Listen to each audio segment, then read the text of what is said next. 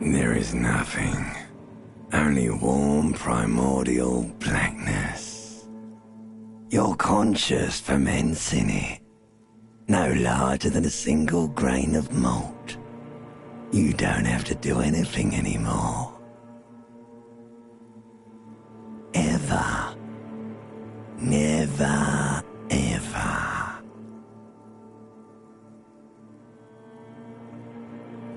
Never, ever, ever, baby. An inordinate amount of time passes. It is utterly void of struggle. No ex-wives are contained within it.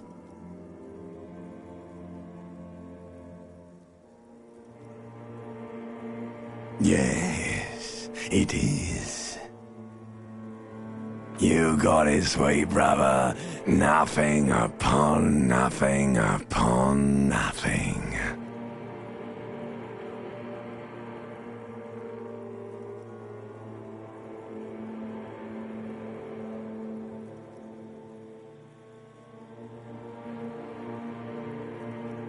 Coming right up, sir. Smooth passage.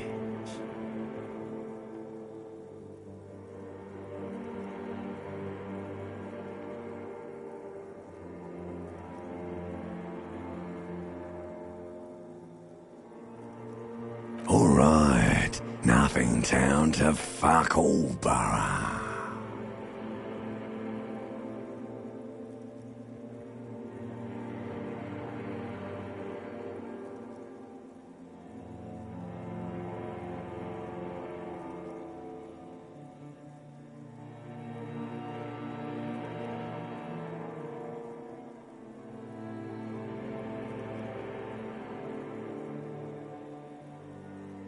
Do you want me to upgrade that to a one-way trip, sir?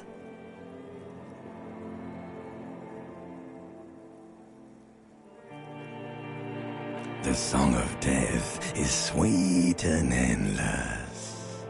But what is this? Somewhere in the sore, bloated man-meat around you. A sensation.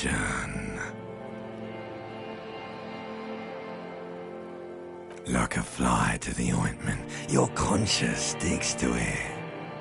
The limbed and headed machine of pain and undignified suffering is firing up again. It wants to walk the desert, hurting, longing, dancing to disco music. You can take it. You're a champion.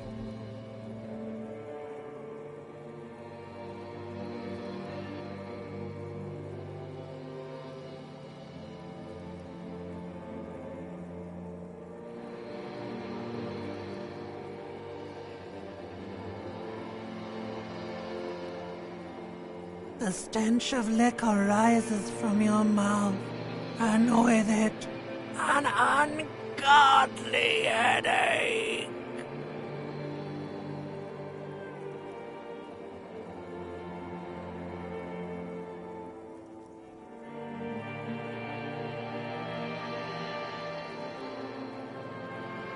A fiery streak penetrates your skull, trying to force your eyes open. It's a sound, a clarion call from hell.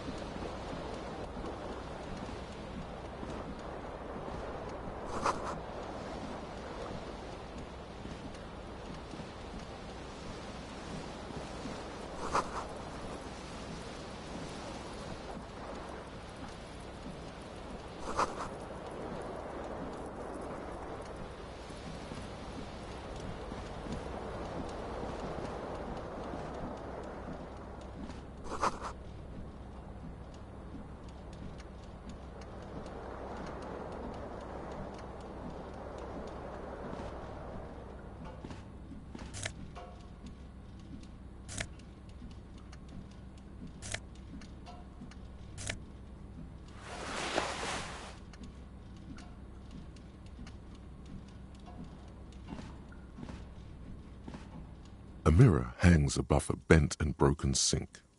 In a fierce discharge of masculine energy, someone has ripped half the faucet off.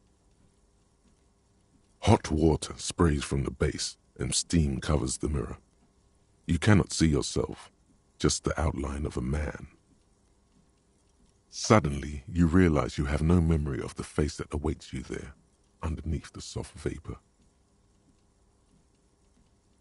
As you slowly reach your hand towards the surface of the mirror. Abort. You clearly have not thought this through. You won't like what you see there, and you will never unbecome it.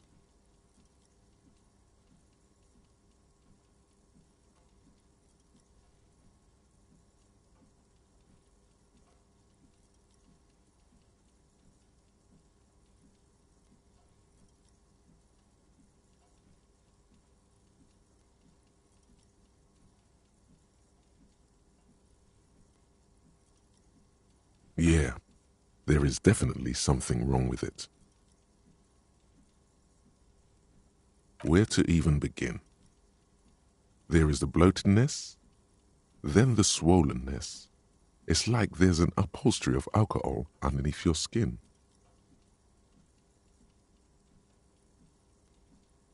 Behold.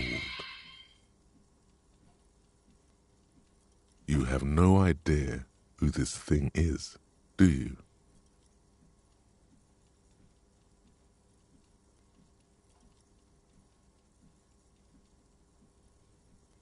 Too late. You clearly have rigor mortis on your face. Or wait, is that an expression?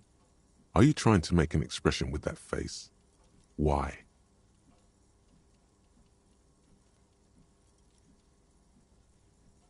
Please stop.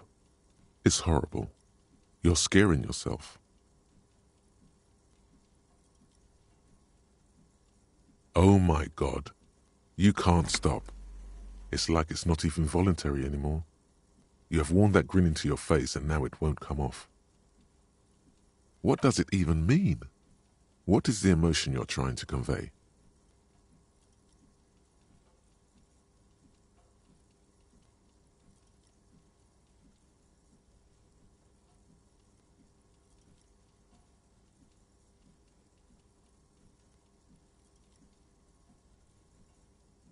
You are correct.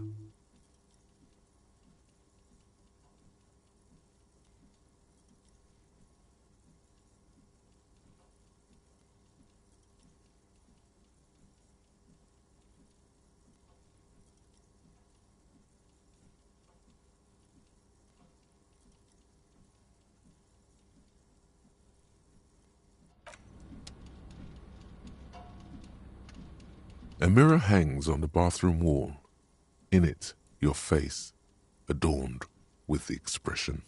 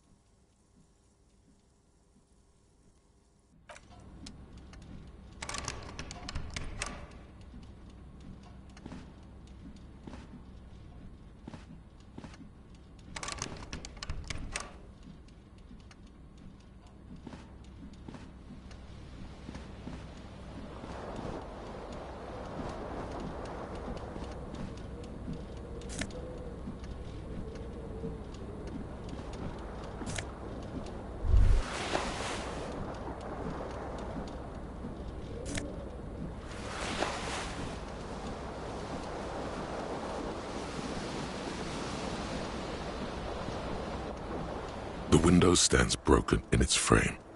Cold wind blows in.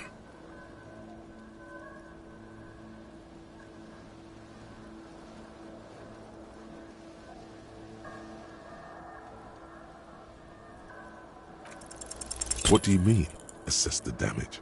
How would you do that? What are you even trying to do?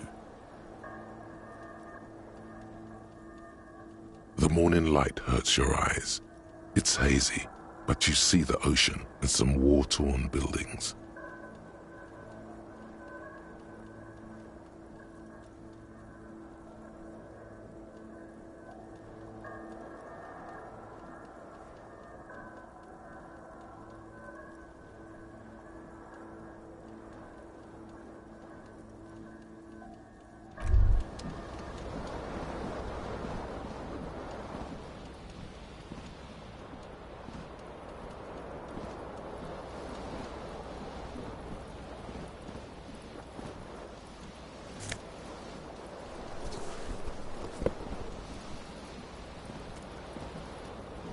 You hear a jingle. Keys are clinking in the pocket of your flare-cut pants. It says, whirling in rags, on the aluminium keyring. There is a single key on the ring. The number 1 is etched on it. It should open the door.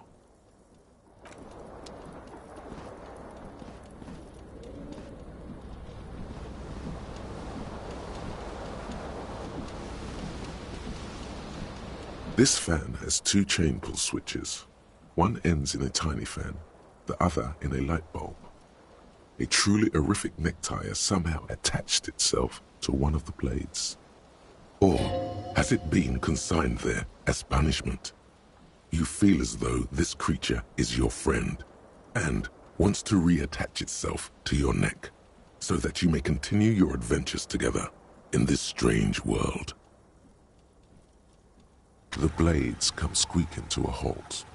It should be easier to reach the tie now. You swoop up and catch the tie. Snap. It's released from the blade. Warning, warning, the necktie is no longer contained. What you have in your hand is a fantastically colorful tie with 4 or 5 different patterns. The knot reminds you of a terrible mistake. Turn the lights off immediately. You can practically feel the photons burning a hole in your brain.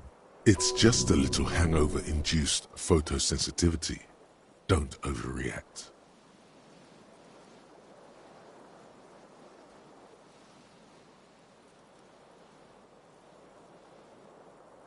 Little black spots dance on your retinas.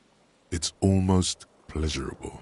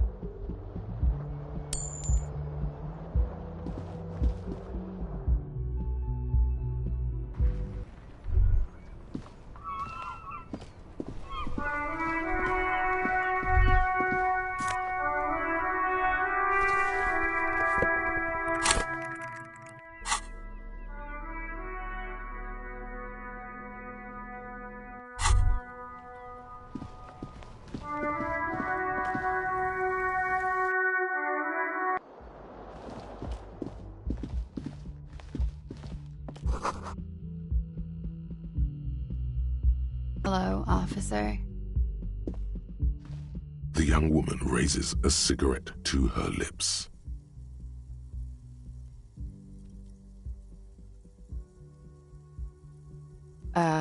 No. There's only one solution to this. You're a businessman.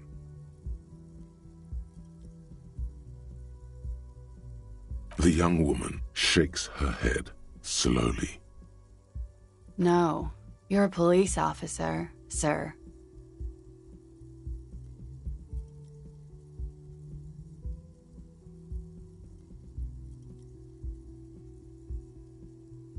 I am, yes. You've been here for 3 days.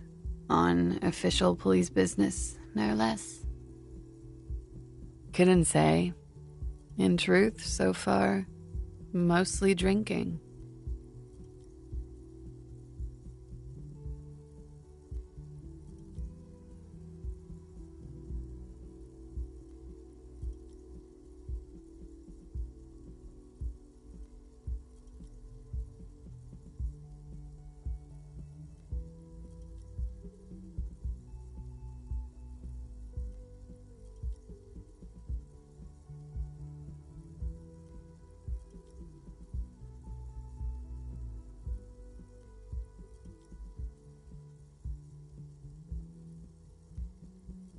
Could it be because of the drinking?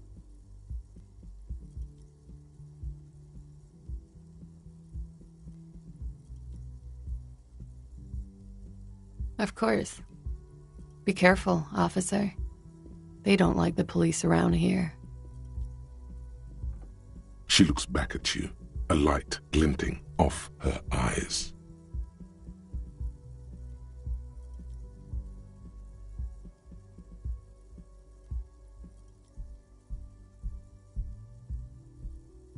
Goodbye.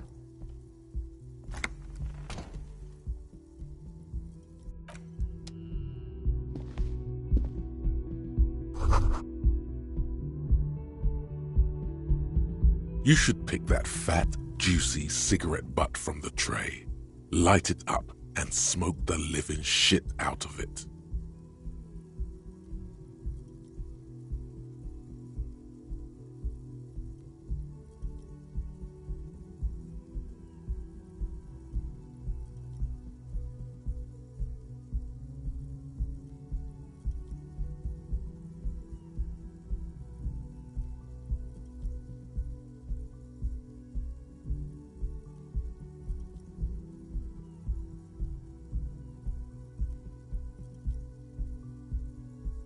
The living shit.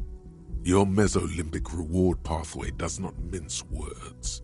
It wants smokes.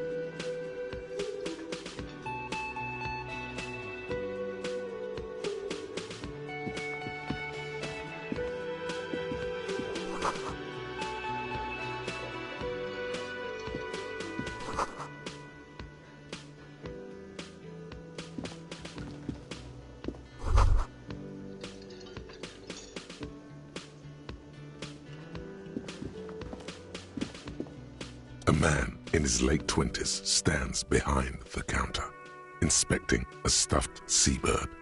As you approach, he gives you a sideways glance, then looks down again. That was disdain in his eyes. Even now he's purposely ignoring you.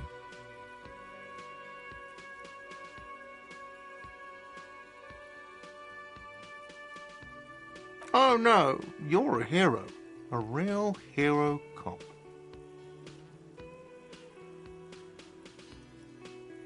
Am I? Or did you ride in, take the body down, solve the murder, and not trash my hostel room?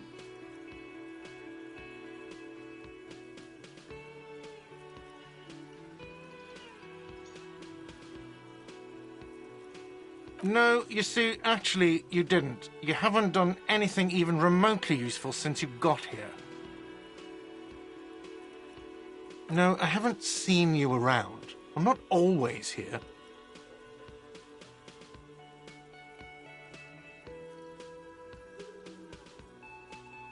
No, I'm not the bartender. I'm the cafeteria manager. Mm-hmm.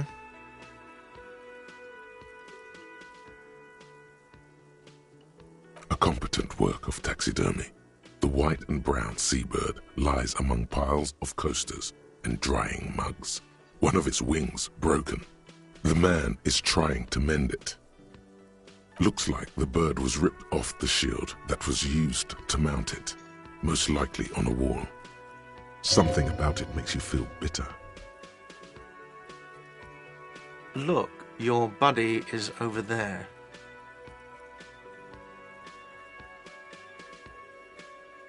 Why don't you go and talk to him, okay? He pretends not to hear you, concentrating on the bird instead. You should totally sing karaoke here, the first chance you get. Your emotions need to be expressed. People need to know your vast, oceanic soul.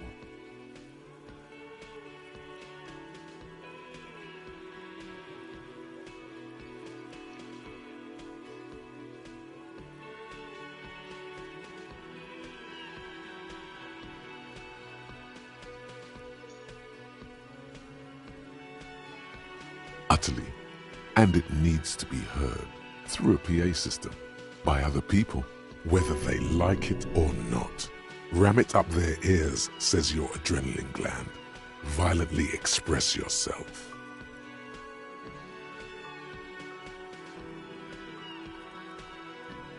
You have not yet stumbled on the right lamentation, but it's out there. It'll come to you. You will wreak havoc with it. Don't worry. Serves them right. Wipe that smirk off their face with your sad, tragic song. Who's laughing now? No one.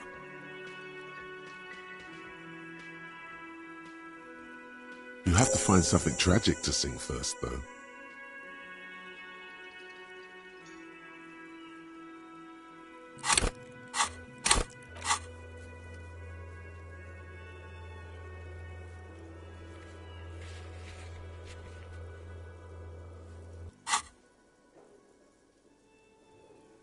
You have not yet stumbled on the right lamentation, but it's out there.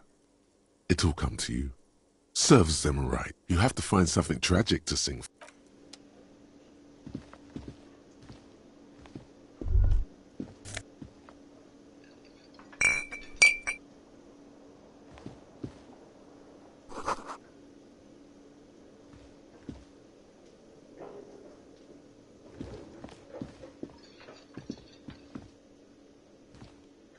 Hello, sweetie. You shouldn't keep your colleague waiting.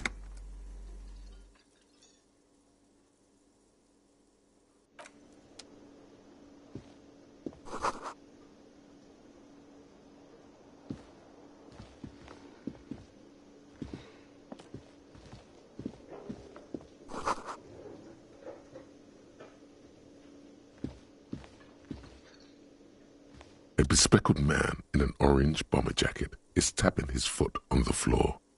Looks like he's waiting for someone. As you approach, he narrows his eyes and extends his hand in greeting. If an assault were launched on this building right now, if the windows came crashing down and the whole world descended upon you, this man would hurl himself in death's way to save you. You are sure of this, but why?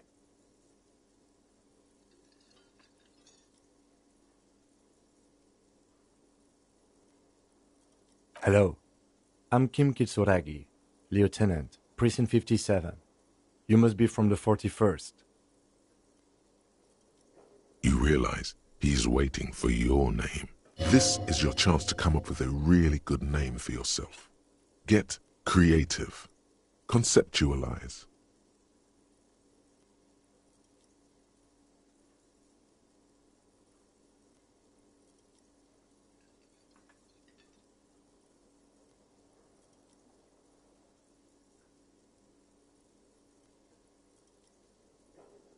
Okay then. It looks like we had a little scheduling error on Sunday. Saturday too, actually. Have you had time to talk to the manager here?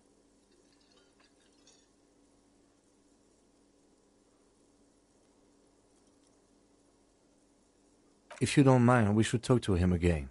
Ask him for a rundown of the area. Now that I'm here as well. I understand the scene is out back, right? It also wouldn't hurt to assure him the police are finally here. In full force, I mean. Have you mapped out the initial interviews?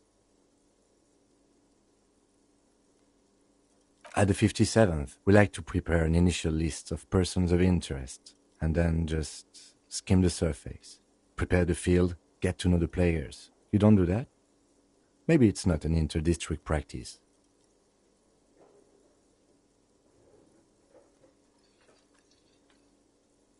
Okay, we'll have time for that after we take a look at the coroner's case. Have you removed the dead body from the tree?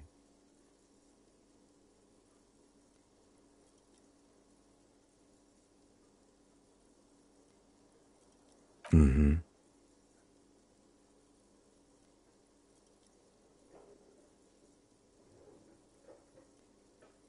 So, the body is still in the tree. This is the first time you detect a weariness in the lieutenant's voice. It is obvious he would have preferred for the body to no longer be in the tree. Where it has been hanging for 7 days straight. We should go there as soon as we are done talking to the owner.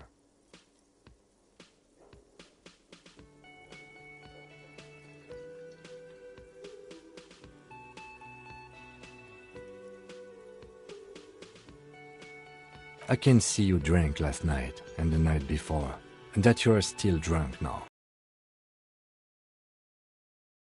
Much worse. If you need something for your headache, there is a general store nearby. But as I said, the dead body should be our #1 concern. A painkiller would be good about now. This thing is pulsating with discomfort. The best cure for a headache is, of course, morphine. They won't have that, so cigarettes will have to do.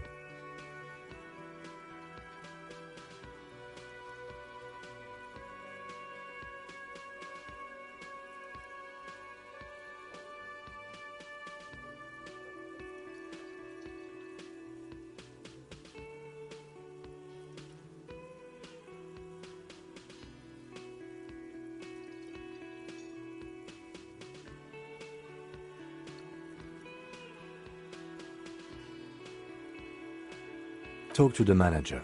Then we go out back and take the body down.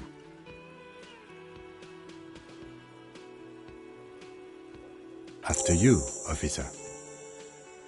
If you're about to embark on an investigation, shouldn't you have a badge? You mean you don't have a badge?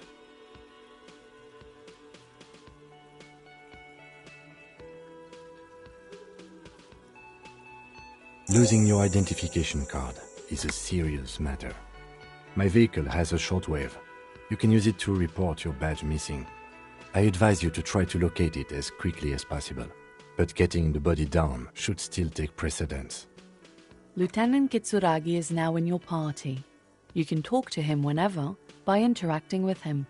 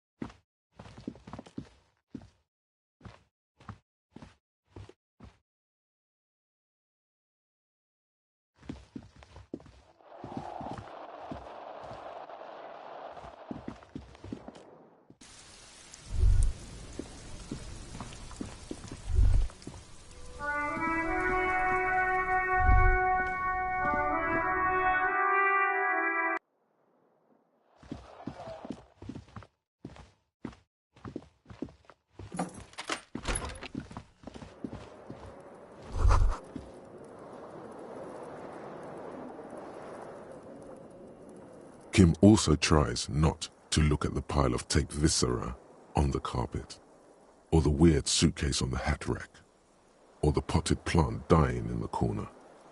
But it's all just too morbid to ignore.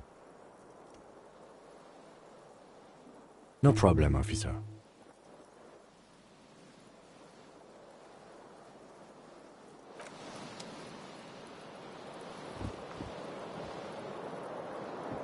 The bed is cold and not particularly inviting. The option to go to sleep becomes available every night after 9 p.m.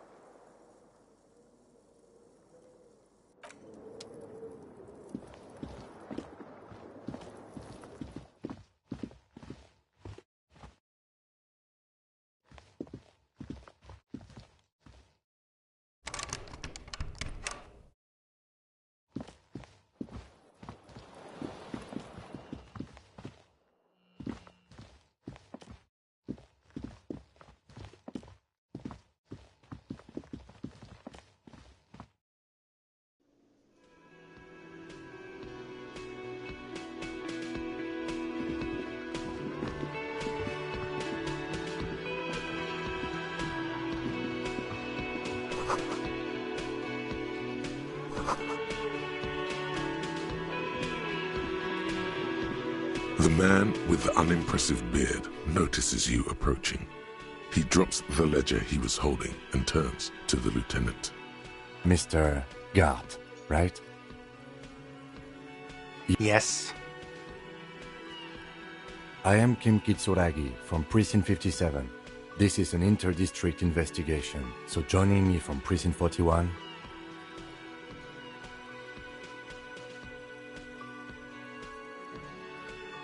What?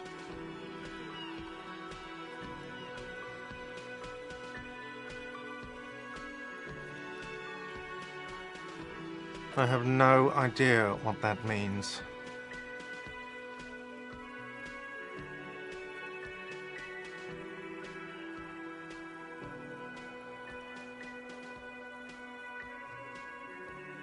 Never mind.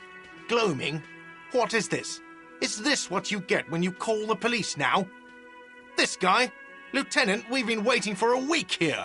Sir, I understand your concern, but we are here to do a job. And for us to do it, I need you to stay calm. Yes, of course. For a moment, the cafeteria manager fidgets under the lieutenant's gaze. Then he gives in. I know it took us a while to arrive at the scene, but it also took you a while to call us. It was you who placed the call, correct?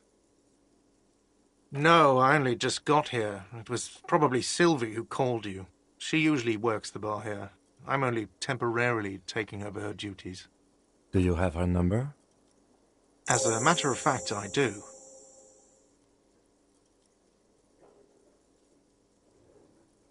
You said you just got here. From where? Are you a local? What, of Martinez? No, I live in Jamrock. I only sometimes come here to keep an eye on the place. This is just one of the many, many cafeterias I manage. But you still know your way around, yes? In case we need directions. Yes, I know where some things are, but as I said, I don't live here. I just used to work here. And I'm not going to start working here again, if that's what you think. I didn't imply that. Detective. I have everything. You?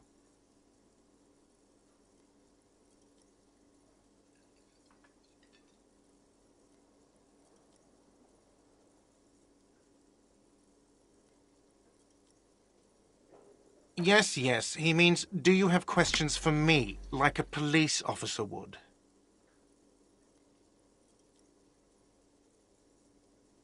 Behind this building, there's a courtyard. They hoisted him up on a tree there. That's easy. See that door there? First you exit through that. Then, to your right, you should see a big hole in the fence. A really big one. You can get to the courtyard through there. No need for the keys. The hole is big enough for the Franco-Nigerian cavalry to fit through. Does he want you to feel guilty of making that hole? It's implied in his voice.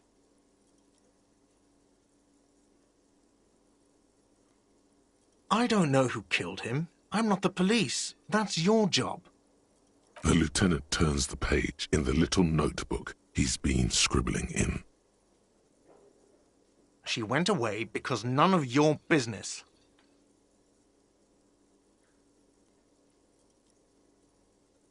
Does she? Maybe she does. Maybe she pertains to the apocalypse. Sylvie is not here because I asked for her number. The dead body out back didn't help either, but it was mostly me. I hope you appreciate that. Thank you. I asked an employee out. She didn't want to come, but felt obliged to. It was a bad idea. Now, what is so goddamn fascinating about that for you? It's got nothing to do with the lynching.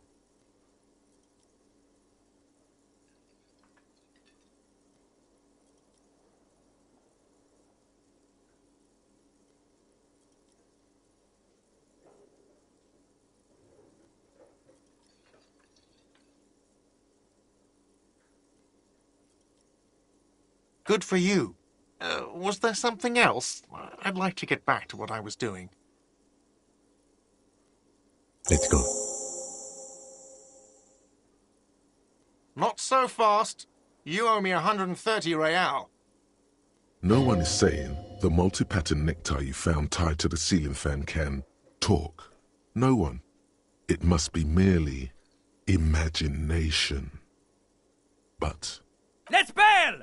Time to push the eject button! Sounds like a responsibility! You don't like those! No, don't listen to him. It's madness. Just talk.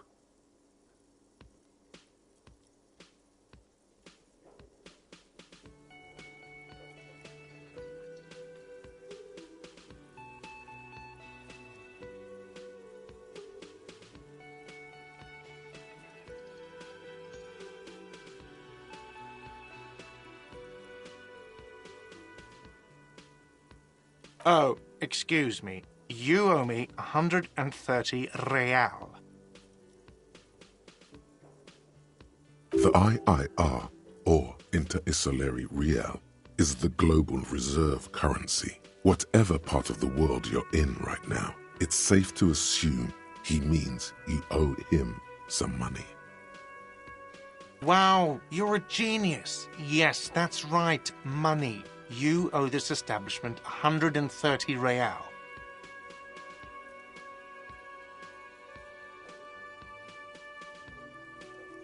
Who does that clown think he is? Arrest him!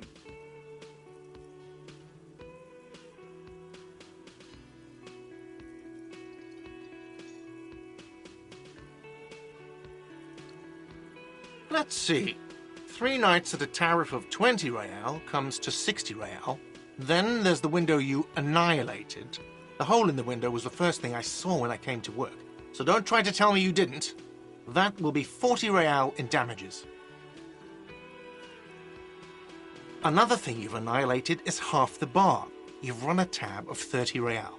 Actually more, but we'll round it down to 30 for your hard work maintaining the stability and order of Revachol. That's 60 plus 40 plus 30 equals 130 real. And yes, real is still money.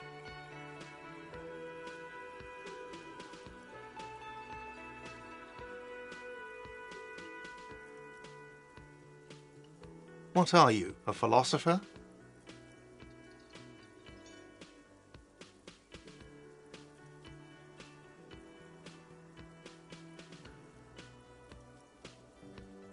Money is what grown-up people use to pay for things.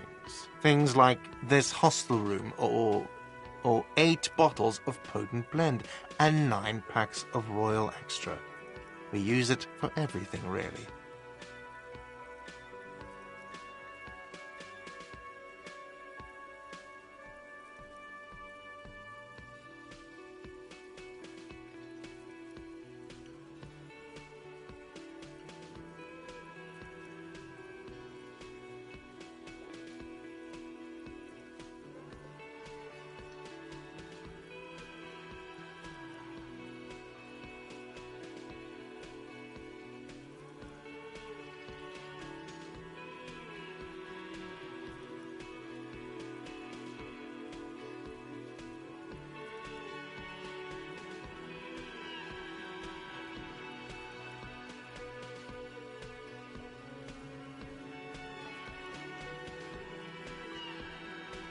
Yes, it is.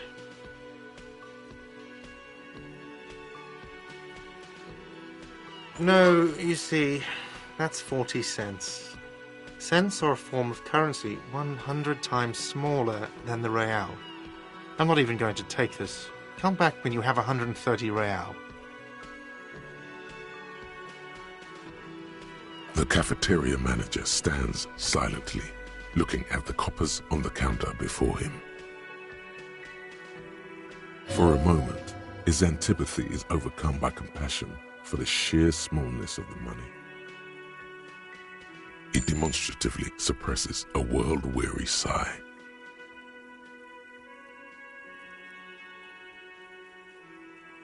I'm sorry, but he has to pay. I can't let him stay here any longer if he doesn't. If he doesn't have the money by tonight, then... Officer, maybe you are better off working this from home for now. You live in Jamrock, right? It's not that far away.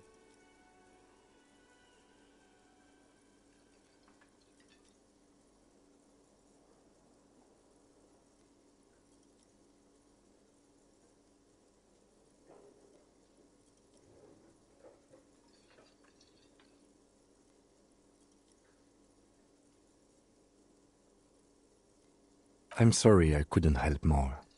You should take this up with your station. I have a shortwave radio in my car, okay? We have to get this investigation started now. Good luck. By the way, where is home? The address is coming up blank, and this place sure isn't it.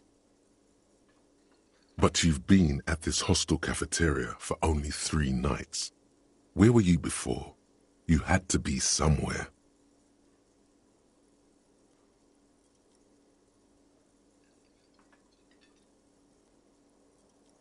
Why did you say that?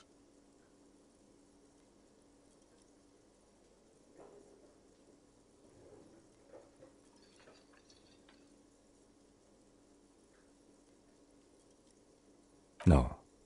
But isn't that an expression, not a place? A saying. Up on Marvel Hill, a great high place, one that is impossible to climb back to. That doesn't sound like somewhere you can stay if you run out of money.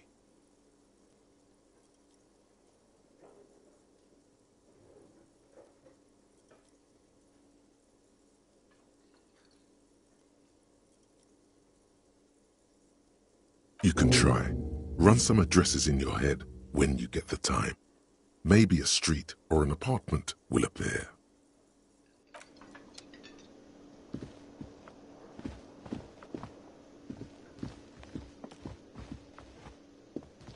Hello, sweetie. Wait, who's Sweetie?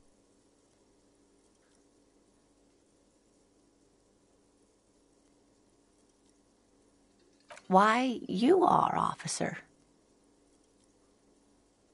And have you found anyone to be sweet to?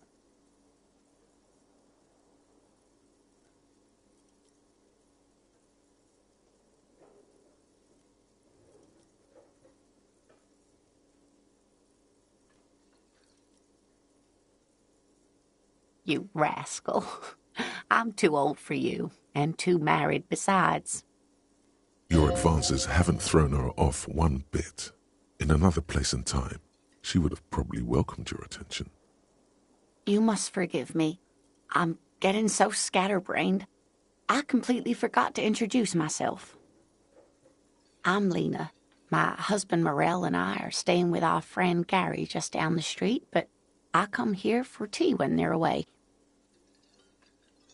This Lena is wacky enough for the motley crew. Hire her on the spot.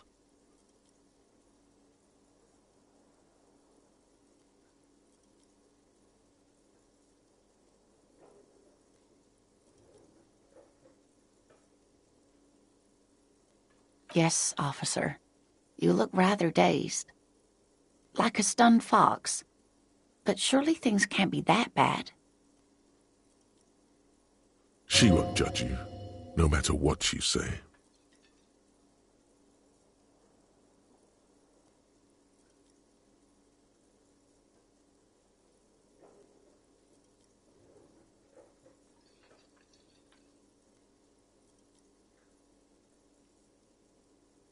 Oh my. You know where we are, right?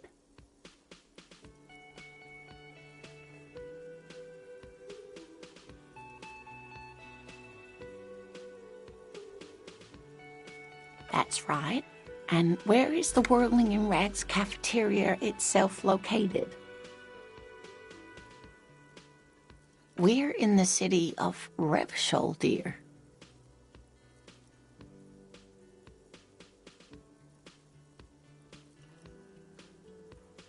Yes, and Revachol? How would I even begin to tell you? Revachol is the most beautiful city in the world. We're fortunate to be here, you and I. I haven't seen very many other cities personally, but everyone says so. Revachol is a rare jewel. This city used to rule the world, though it has seen better days.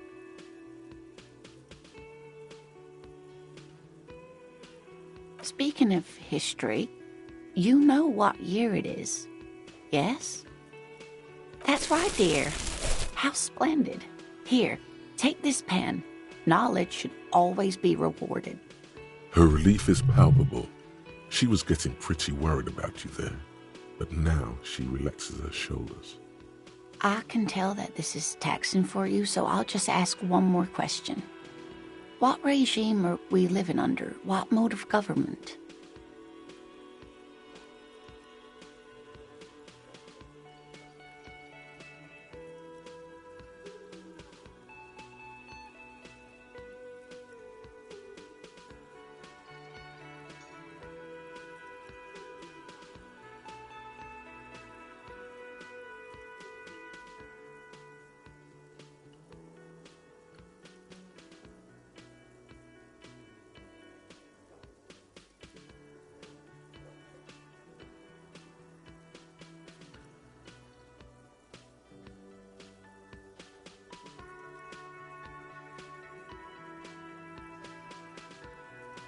Nope, sadly not. Revachol is what's called a zone of control, under an alliance of foreign powers called the Coalition. We have no government of our own, and what democracy we have is market-driven.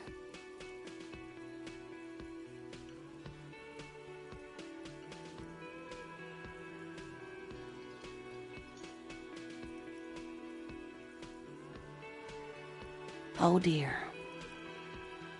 And you were doing so well. There aren't any cops in Revachol, not in the traditional sense. The status of law enforcement has been a complicated matter since the revolution. But we should stop for today, sweetie. You look like you need a break. Besides, I'm not the best person to explain the big things to anyone. She's scared now. She's realized you really are brain damaged.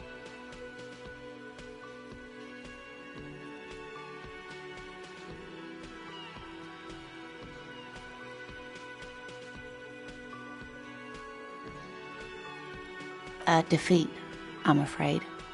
The people of this archipelago tried to build something new, something different. The rest of the world didn't like it, so they came and ended it. This was 42 years ago.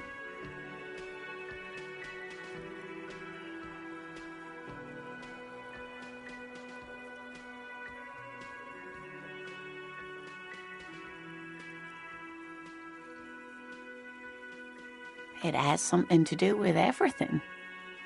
I really don't know how to explain it better. I'm just a poor woman, she thinks.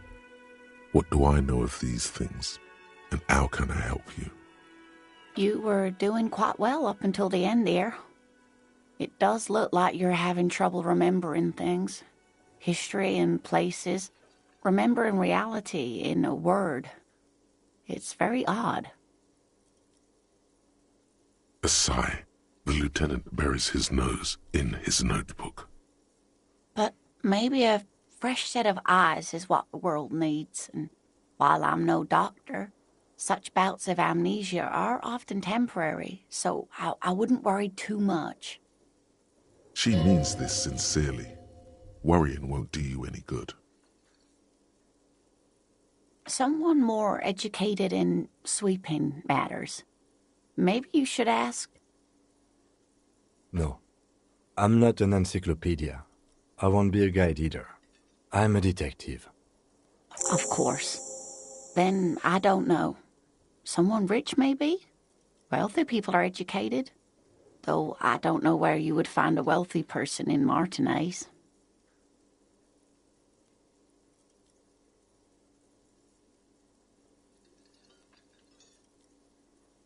Of course, dear. Good luck with your case.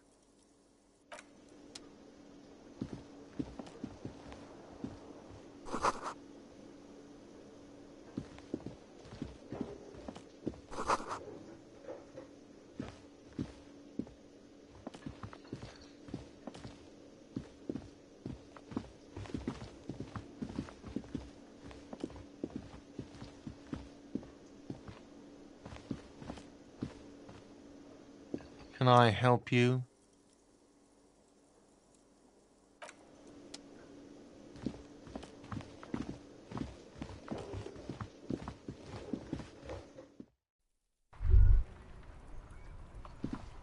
All around you, rain falls on the great city of Revachol. Rain drips from the eaves and floods the gutters, washing the filth away. The spring thaw must be here. The snow is melting. Looking up at the sky, cold water dripping from your hair. Grey sky like great battleships, clouds colliding with one another. Rain falls down on the world. Your shirt sticks to your chest. The shoulders of your disco blazer grow heavy. The cold finds its way in under your skin. You shiver, and the city shivers with you. You're not dressed for this weather. You should get an overcoat or a patrol cloak. Sheets of rain over the water, a flight of stairs leading into the ocean. Wave after wave washing the coast of Martinez, with its motorboats and gently swaying reeds. The ruins of a half-sunken sea fort crumble on an inlet beyond the Bay of Revachol. Ghosts rise into the sky.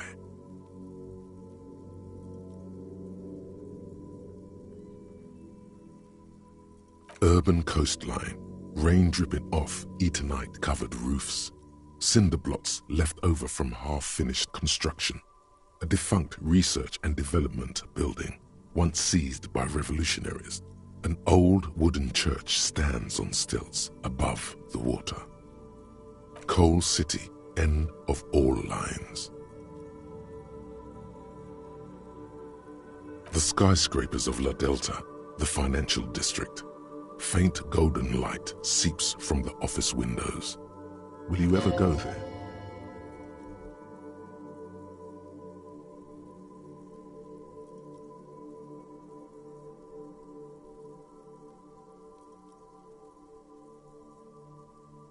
No, you are just one of the hundreds of thousands who watch them rise across the bay from Martinez every day. Your hair is an oily mess flecked with ash from neighboring coal plants. Smokestacks rise somewhere in the distance. There's a fleet on the corner. A plastic coat is folded into a small triangle under the counter by the window. Beyond that, the strikebreakers have gathered. The great gates of the industrial harbour are locked. A chill runs down your back. You shudder like an animal trying to shake water from its hide.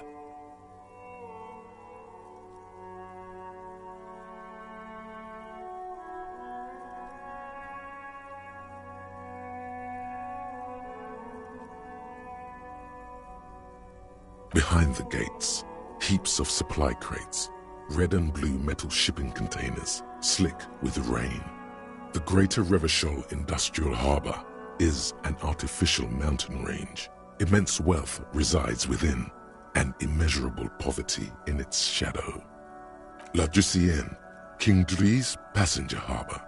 Cruise ships flanked by dock arms, cranes watching over the mouth of the river distributary.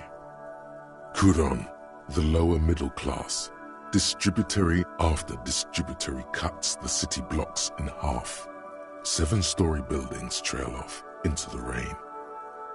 A silvery curtain of rain over the houses, the class divide.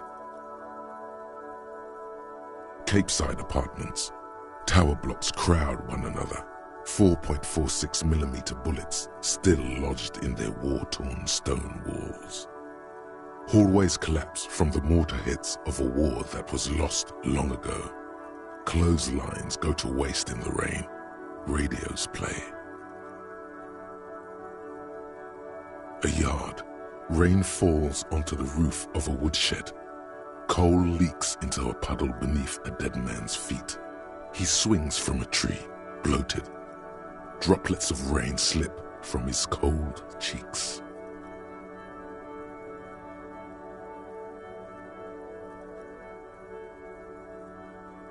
A traffic jam. Rain thrumming on the roofs of motor vehicles. Inside, drivers watch water streaming down their windshields. The statue of a king shudders. He too is cold. The canal bridge has been raised. The road ascends. A raised motorway loops above the ghetto. Beneath its concrete columns, a sea of rooftops, woodwork, and tar stretches northward. 4-story buildings as far as the rain can fall. The snows melt in Jamrock. Revachol is the capital of the world. Jamrock is the capital of Revachol. Droplets form on your eyelashes.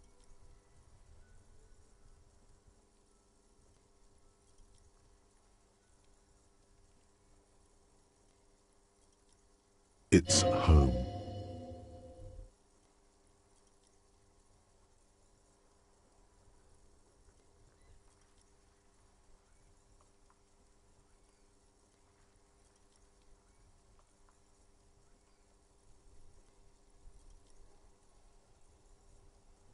To be in Martinez, where no one goes, at the runoff point of a long-forgotten canal, in the whitest part of town, in the shadow of the day the revolution failed. Standing in the rain, looking north, where Jamrock Rock City stretches inland. Have a brother in the cut. Where the wood at?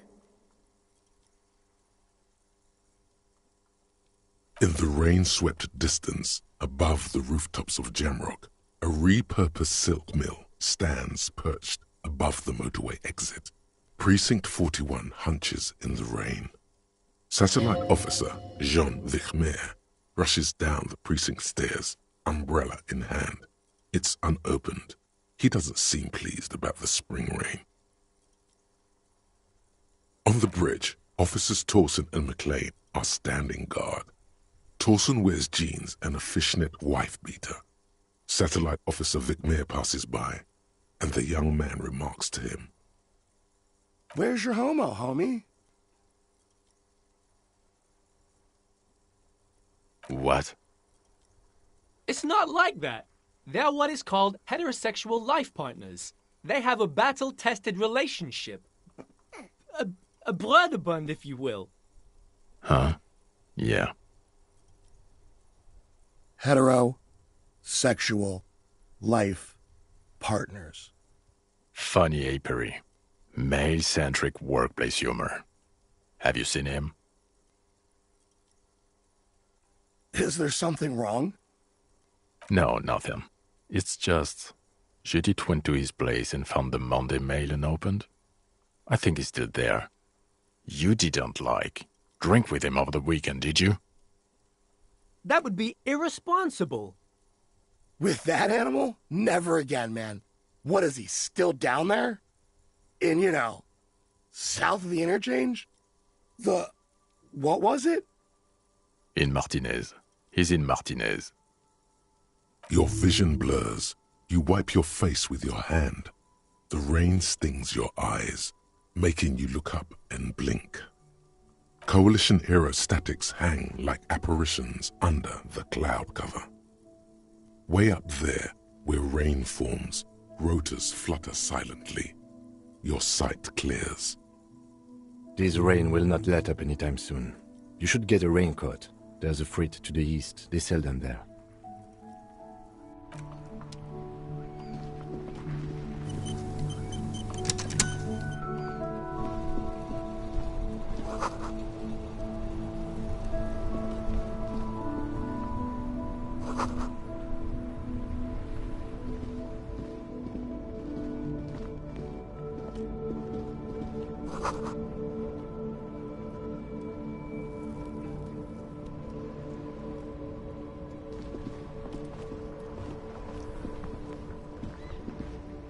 The RCM in Martinez.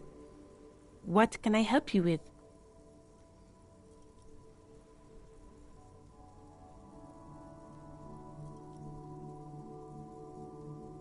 We don't see a lot of police around here, that's all. Of course. What can I help you with?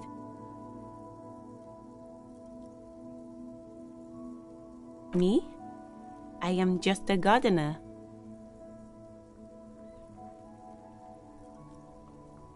I am working.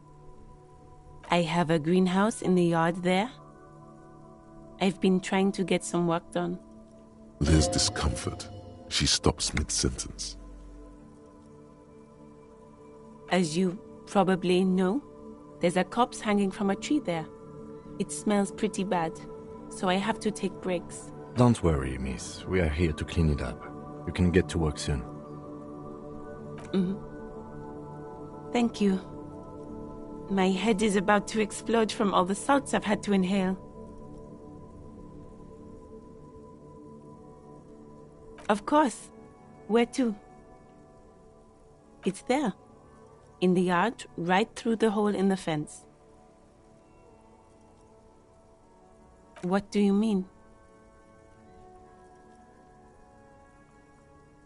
Yes, sir.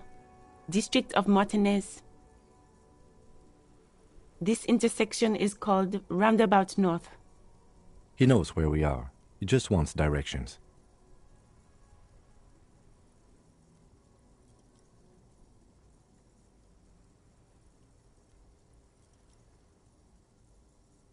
There's the pier, the Cape Side apartment buildings, some more tenements.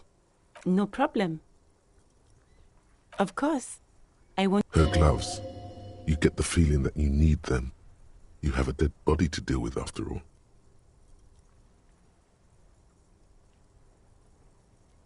Sure, keep them. I have another pair.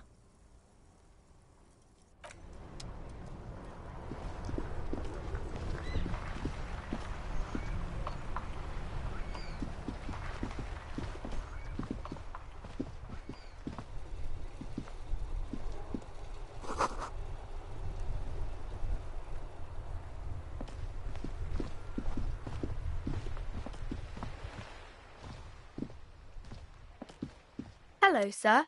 Step right in. The store is open. Are you interested in a new and exciting book?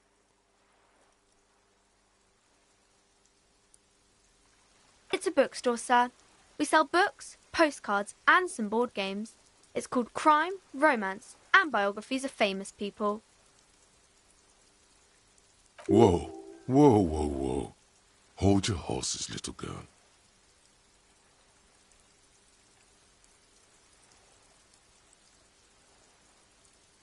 You're fooling nobody. Sir, are you okay?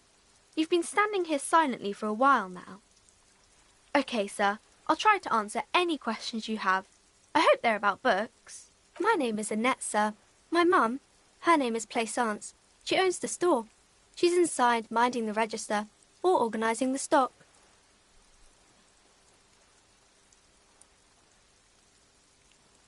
Feel free to step in and browse our wares.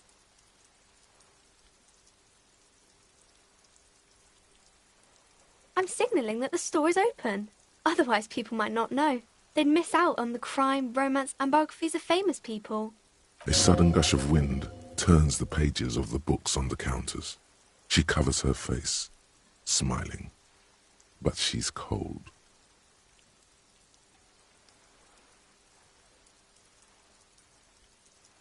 kind of you to offer, sir. What could you do to help her anyway?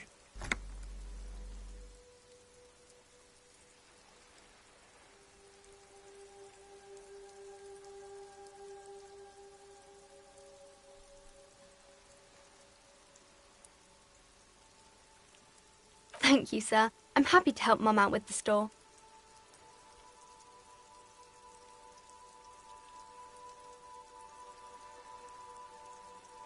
I do my studies at home at the moment. I have to help Mum keep this place running.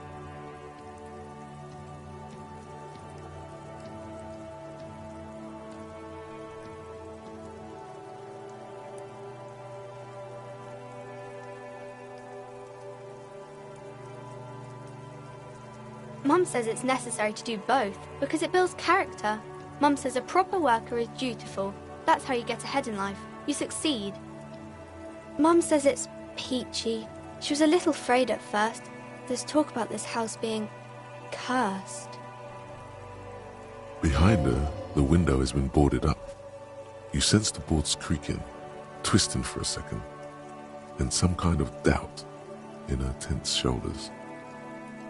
Cursed in the way that makes them say that no business has ever really thrived here, sir. That they all go...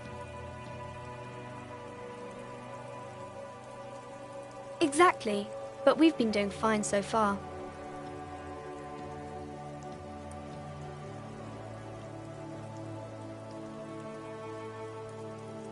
We can go into the bookstore and ask about the case, but I don't see much more to look into here. Yes. Please do also look at our wares inside. The postcards and board games are there, sir.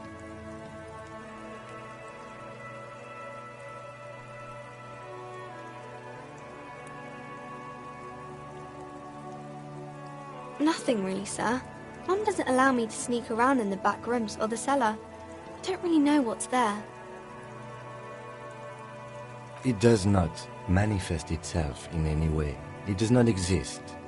I liked it better when we were talking about whether it's appropriate to stand out in the freezing weather.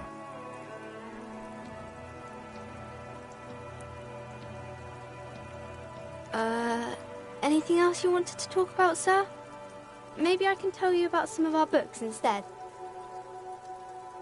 Crime fiction is about murders or burglaries or things like that, and the work of a policeman or a private detective who's trying to solve a crime and catch the criminals.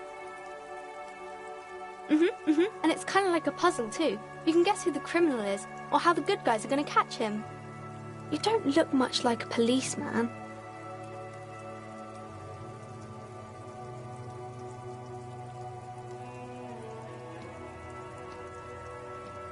Didn't mean to offend, sir. Sorry, sir. It's just that you don't look like Dick Mullen.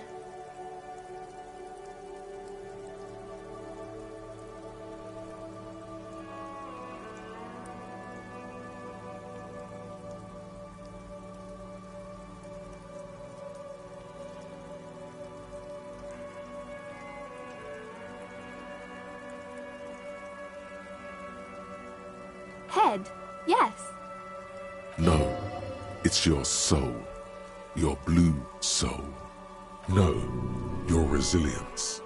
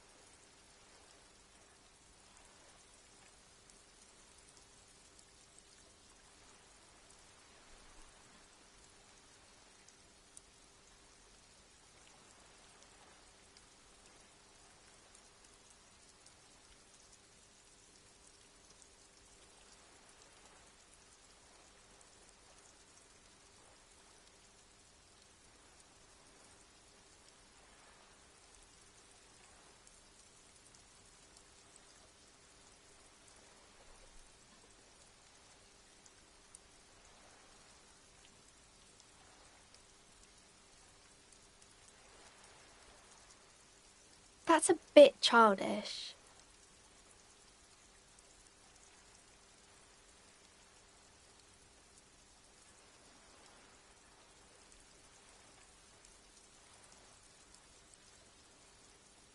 Say what, sir?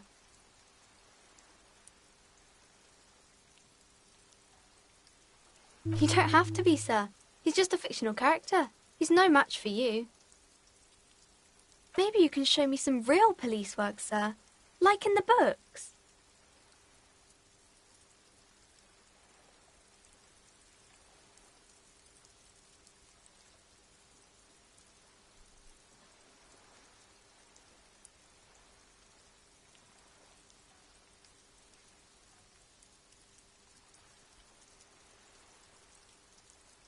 It's the type of book where there's a rich lady and she has to choose between the good man and the bad man.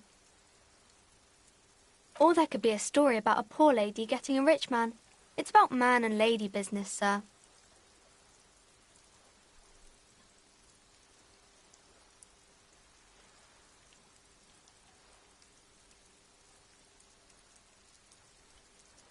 That's really not a proper romance story. That's more like... Not in romance books, sir. These are about nice and pretty people, and everyone is happy in the end.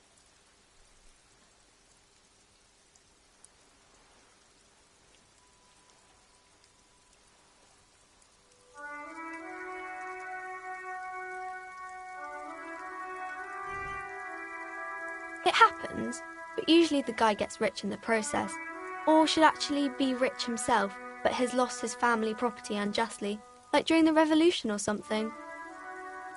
Those are unhappy books, for most of the pages. People sad about what they have lost, but then it all turns out just fine in the end. These are not very common. You can't have a choice between bad and bad. Nobody wants to read a story like that.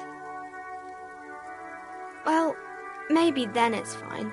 Maybe if the lady then decides not to pick either, because she doesn't need a bad man. Yes, that would be interesting.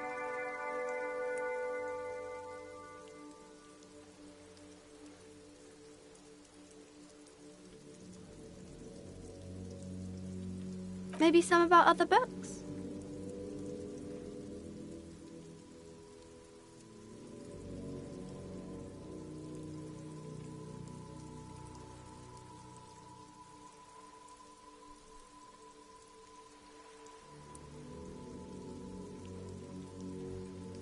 Oh, kings and queens and generals of old, or artists and writers, or musicians, those kinds of people. There's usually something extraordinary about them. I think that's why people read them, to find the secrets of their fame. I don't know about that, but I imagine life is great when you're famous.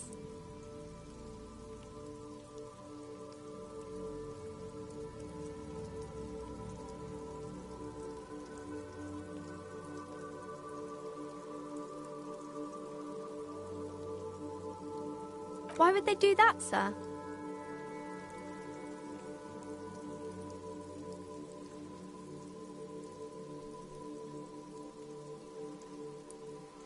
You're not that old. Maybe you'll do something really important, something that wows the world. Yes, sir.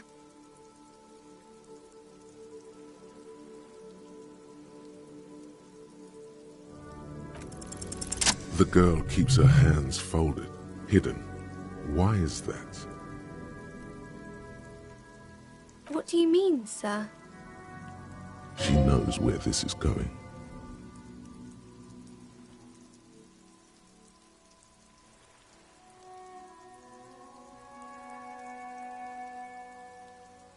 She looks around anxiously. Her hands remain folded in front of her. She doesn't want to show them. The lieutenant stands by, looking at the two of you with little interest. A facade of true professionalism. He is far more intrigued by the situation than his poise reveals. She brings out her reddened hands, her nails frayed, nearly chewed down to the flesh. And you knew this from me keeping my hands folded?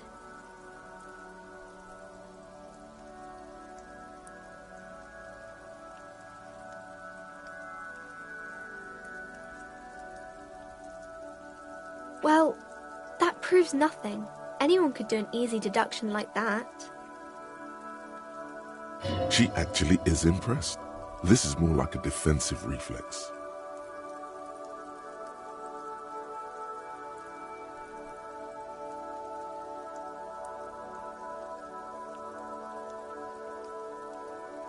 She nods, half provocative, half enthusiastic.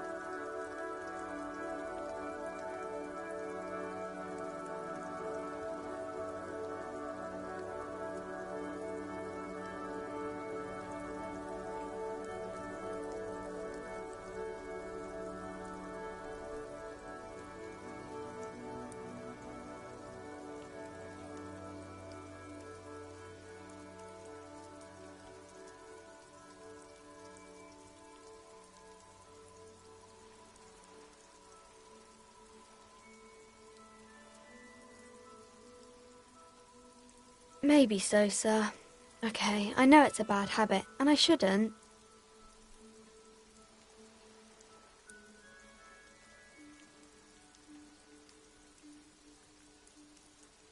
It was okay, sir. There's more that can be achieved here. Ask her to do the same.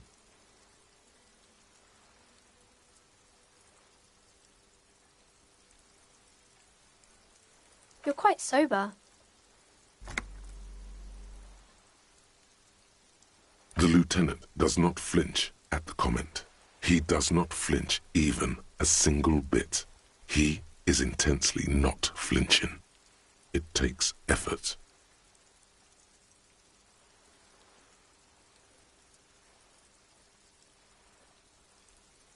I sure hope you are, sir. There she stands, swaying on her feet, assaulted by the early spring breeze. She smiles at you. The whole situation suddenly feels familiar, somehow.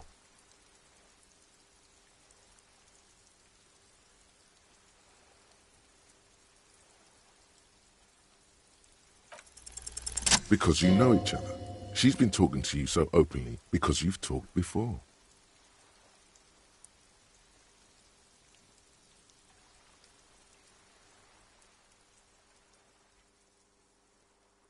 Yes, sir. Maybe you're interested in books?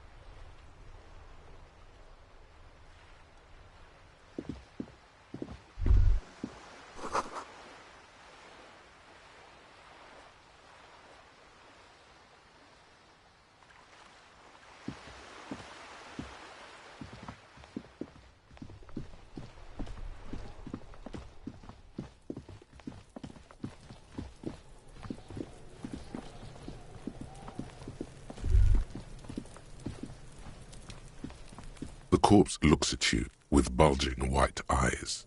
The face around them does not look human. It's swollen and ready to burst. His lips are fish-like and his tongue like a ball gag in his mouth. You seem to be holding your breath. A cargo belt twists his neck at an unnatural angle. The body below appears stiff. It's letting out an ungodly rot. The smell seeps in even through your clenched nostrils. Active decay. It's okay to throw up, officer. No one is judging. He's about to blow! Cop's gonna blow, Kuno!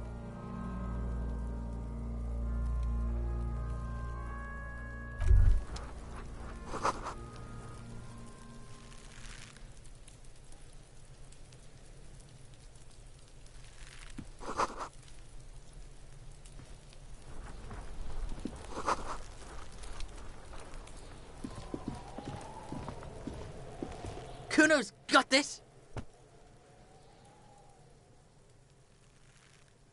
Oh yeah! Nappa Gumpy, Kuno!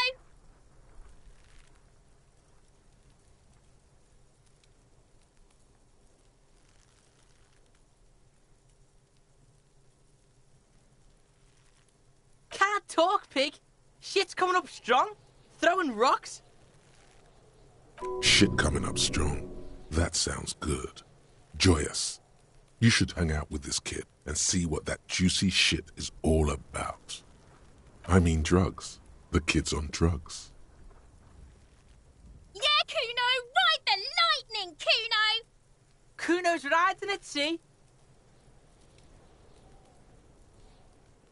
The rake, Kuno! You should throw the rake at him, Kuno! The fuck does Kuno know what a rake is? Kuno's not a gardener.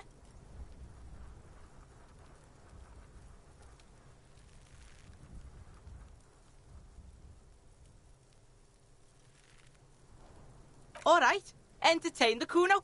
Show me what you got. What you got there? What you got, huh? Show me what you got. Shitload, pig. What's your question? Don't tell the pig shit, Kuno!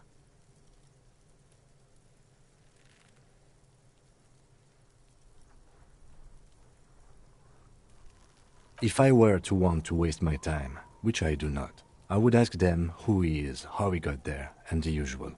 You have no idea what the usual is. Just ask whatever comes to mind.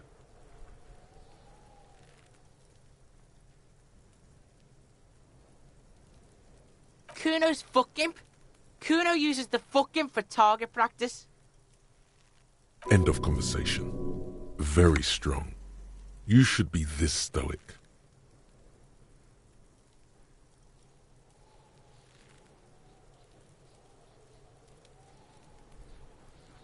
Probably climbed.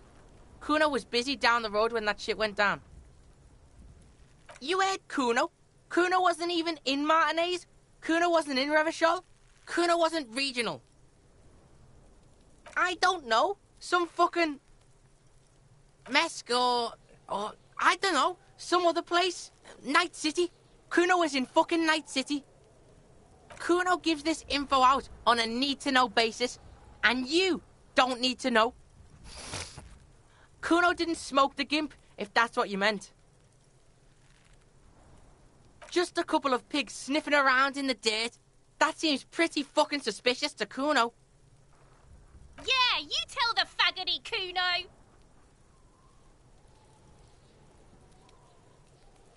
You're testing Kuno's patience here. Get lost,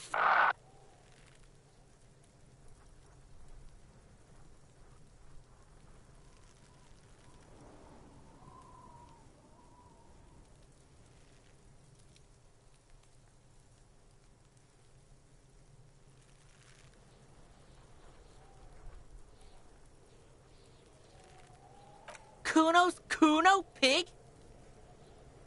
Kuno. Primal. Violent.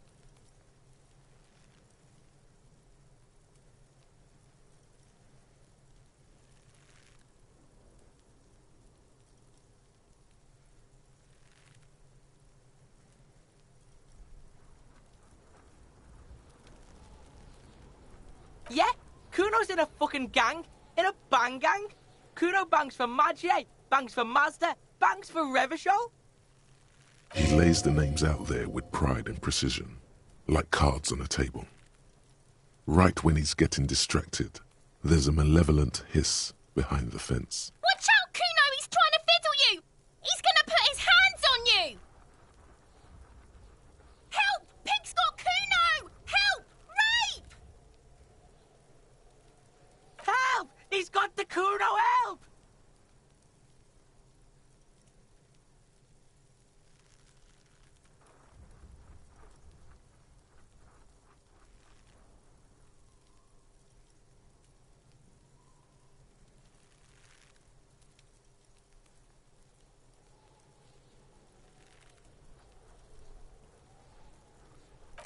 love! He's digging his... Escalate, Kuno! Pigs in eating, Kuno!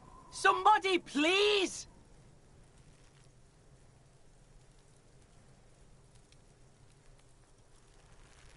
Look, I know you wanted to hit me. You got that, I'm gonna fuck that Kuno up look. The Kuno's dad gets. The murder look. The rage look.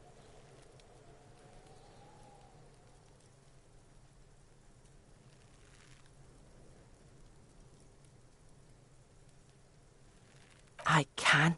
Kuno can smell that violent shit. I know what you were thinking. I'm gonna fuck that Kuno up. I'm gonna shut his shit down. You know what? You should have hit the Kuno, because now you're nothing. You're a joke to Kuno. Kuno laughs at you. King Kuno! The whole charade was about establishing dominance over you. You backing up means he's succeeded. Kuno turned you into his prison, bitch! You're gonna be in this shit with Kuno! No, you're not. We can just leave. Bitch, you're gonna be in this shit with Kuno forever! Okay, Kuno is kind to his bitch. Ask your questions, but remember, this changes shit. Click, click, click, click!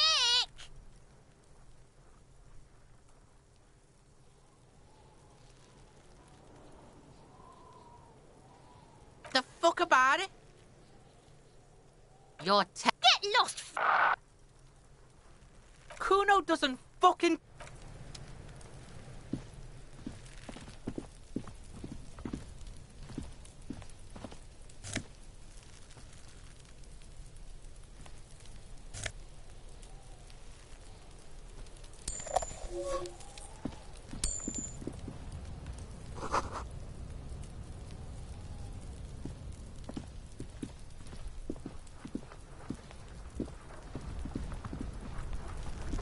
There he still is, looking right through you with his white eyes. The body below is entirely dedicated to that corpse smell.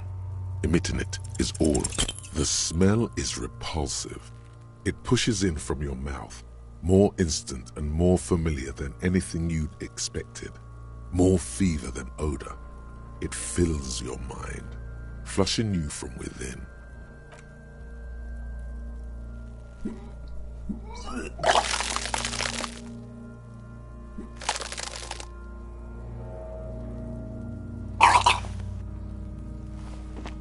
You feel a great force ringing from your stomach. Your body curls and pushes it out, burst by burst, until a pool of vomit lies under your feet and your throat stings from the stomach acid. It's okay. Happens to everyone. Keep it. The hangover is clearly making these worse for you. You could use some ammonia to clear your head. That young woman, the gardener, mentioned she used salts for the smell. If she doesn't have any, there might be some in the fridge store nearby. Acquiring ammonia will provide a modifier to the white check. Modifiers make checks easier and allow you to retry them.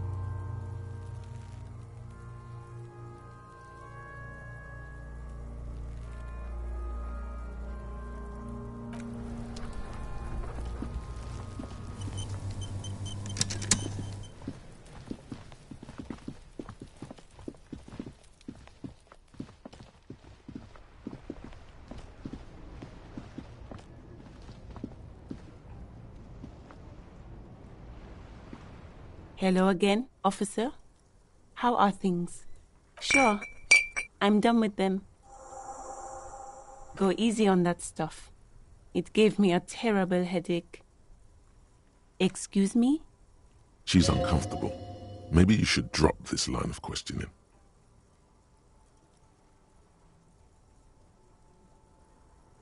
She shifts in her seat awkwardly.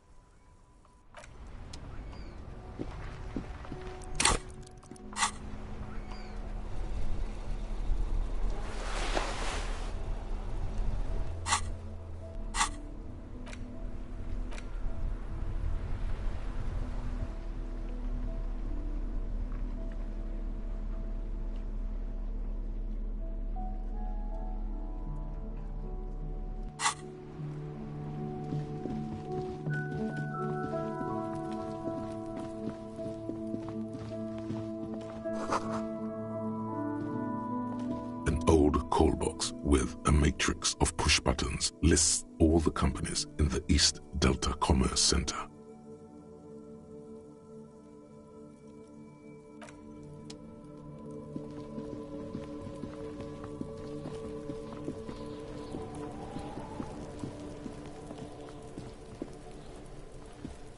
There are several footprints in the mud, left by work boots. Anywhere from 6 to 12 pairs have walked here. Heavy workers' boots with reinforced toes and hobnails all over the yard.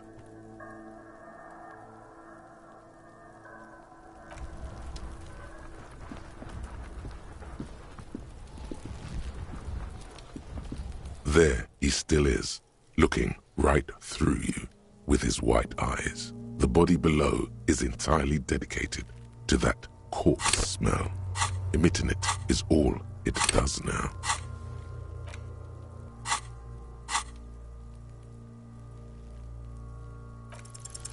You crack open the ammonia ampoule and breathe in. The odor of death is still stronger. It's a spell of the mind telling you to run, and your stomach to wring itself empty. With your eyes squinting, you stand in it. The man before you is naked, but for a pair of underpants and enameled boots. His skin is greenish, marbled with decaying veins and blotched by lividity. A fading web of tattoos covers his chest and shoulders. The cargo belt used to fasten him to the branch above appears industrial in strength. The material appears to be ceramic. Its clean white stands in stark contrast to the decaying flesh above the knee. The man wore thick polymer socks, probably for padding. A fine array of interlocking plates covers them. Delicate and fragile, they feel alien to the world around you, out of place somehow. They are armor, no boots. Technically speaking, these are sabatons. Ceramic plate. Zirconium dioxide, most likely. This is where the make would be. Under the heel. Fair weather. Fair weather model T500 VE. I'm guessing that's vitreous enamel. This is advanced stuff.